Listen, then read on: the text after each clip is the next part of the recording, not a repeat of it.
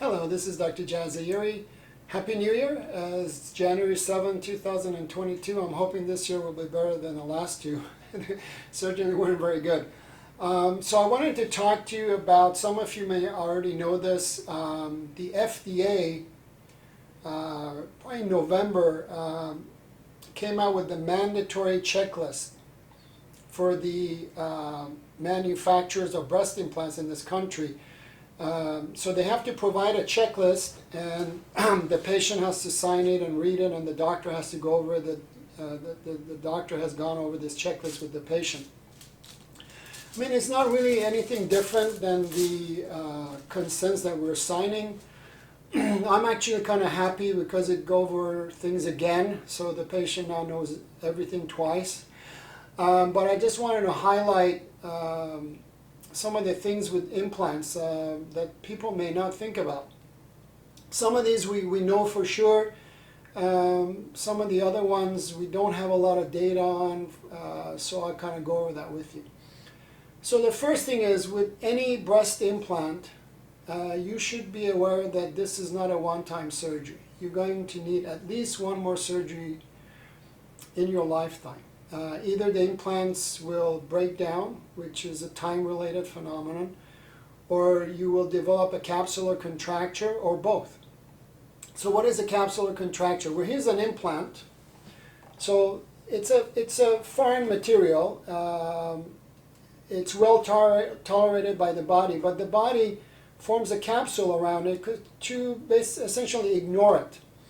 And so normally the capsule would be just a little bit larger than the implant. But if the capsule is too hard or too tight, and it becomes too tight, you see what happens? It distorts the implant, and obviously the shape of the breast will then change and look weird, and the breast will feel hard and sometimes even painful. And sometimes the capsular contracture will cause the implant to leak faster, right? There's more mechanical stress on this implant now. So the capsular contracture may cause the leakage, and so now you have both. Or you can have them at different times. So you need to be aware that these are not one-time surgeries. And like I said, everybody eventually is going to have an implant failure if they live long enough. The other things that really has been a hot topic, I would say, the last 10-15 years is breast implant related ALCL, anaplastic large cell lymphoma. So this is a lymphoma. It's as far as we know, it's only been definitely documented with textured implants.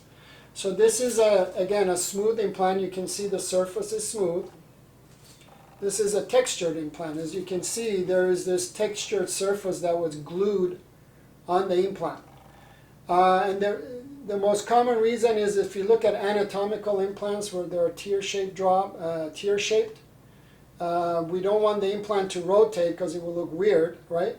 So the texture, it allows the implant to stick to the breast more, and so hopefully it prevents rotation.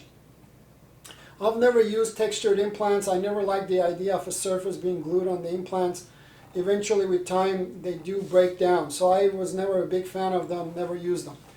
But the point is that we cannot say definitively that smooth implants have led to ALCL.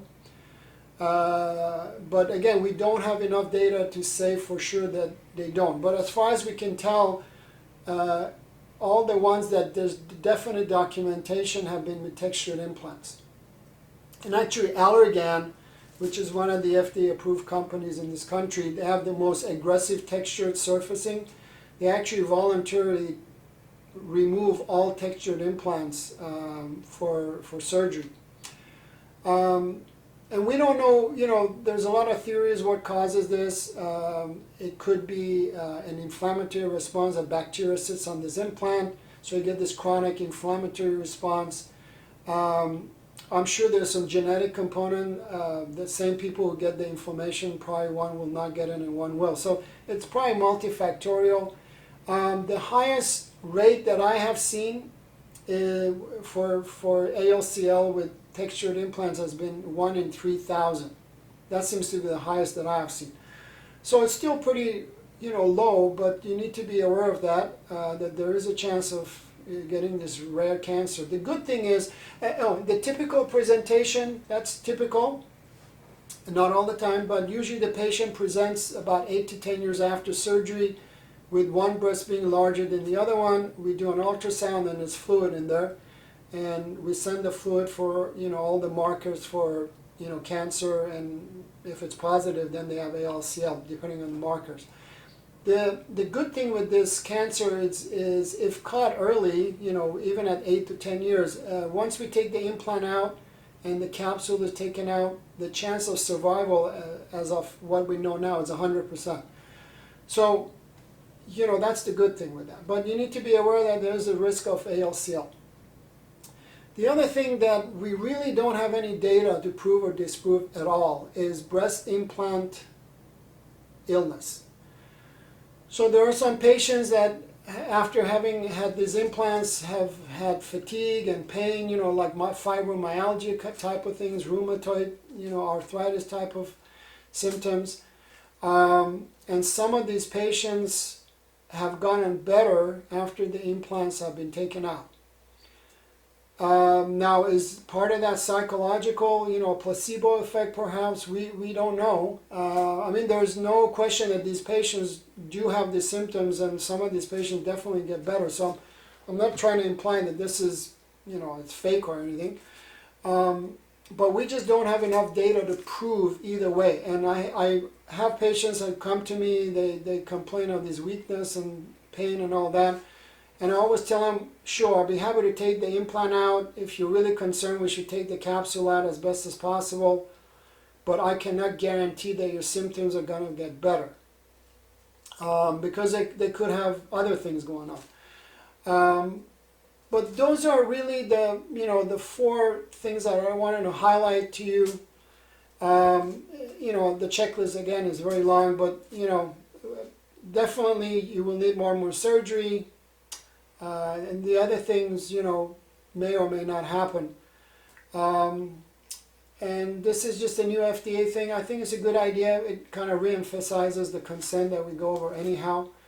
But if you have any questions or anything, we have a lot more information on our website, www.drjaz.com, drjaz.com. Thank you.